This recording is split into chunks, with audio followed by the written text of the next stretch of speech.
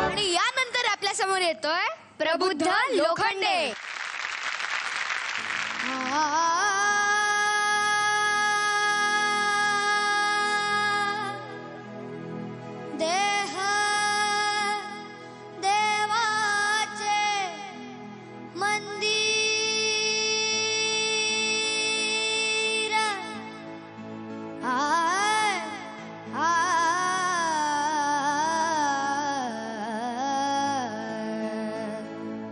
देह देवाचे मंदिर देह देवाचे मंदिर, देह देवाचे मंदिर, देह देवाचे मंदिर, देह देवाचे मंदिर, देह देवाचे मंदिर. आत आत्मा परमेश्वर हो, आत आत्मा परमेश्वर हो, आत आत्मा परमेश्वर हो. देव देवाचे मंदिर, देव देवाचे मंदिर.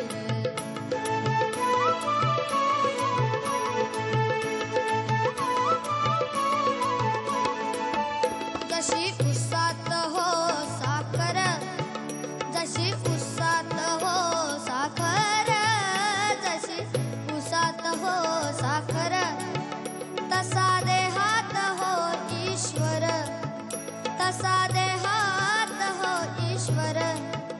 जसे दुधामध्ये लोणी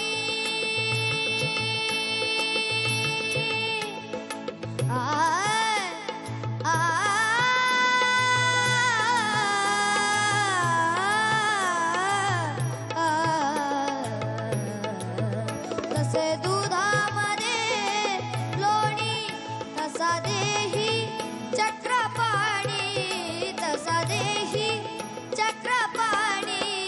देह देवाचे मंदिर, देह देवाचे मंदिर. आत आत्मा परमेश्वर हो, आत आत्मा परमेश्वर हो. देव देवाचे मंदिर, देह देवाचे मंदिर, देह देवाचे मंदिर.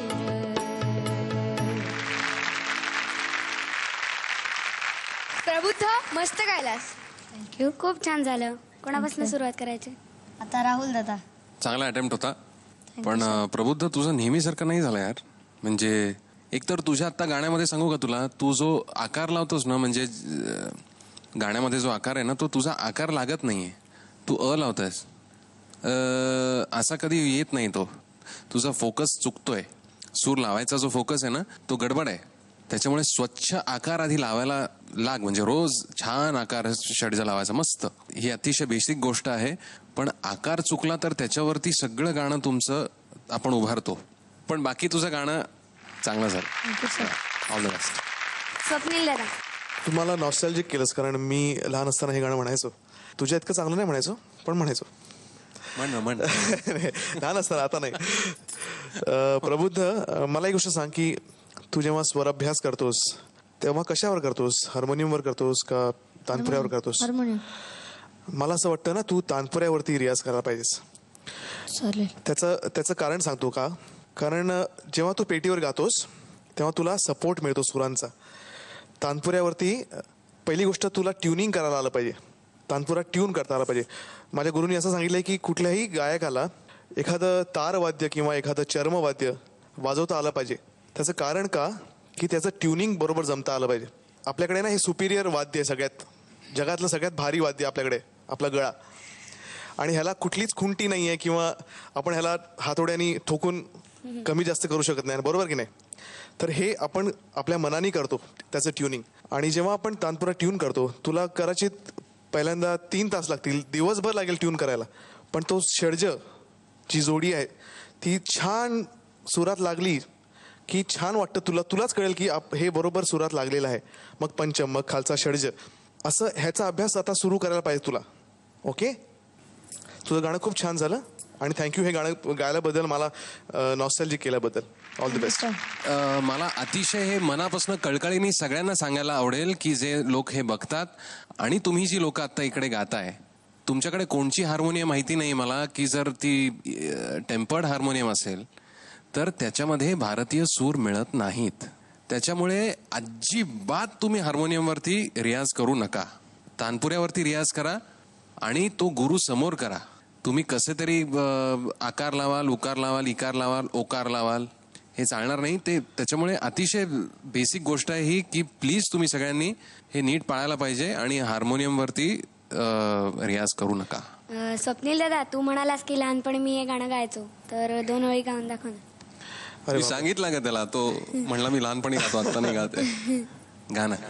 देह देवाचे मंदिर, देह देवाचे मंदिर, आत आत्मा परमेश्वर हो, आत आत्मा परमेश्वर हो, देव देवाचे मंदिर, देह देवाचे मंदिर.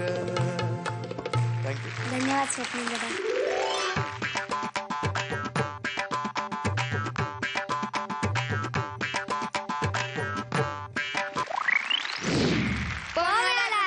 All the best. प्रबुद्ध. थँक्यू.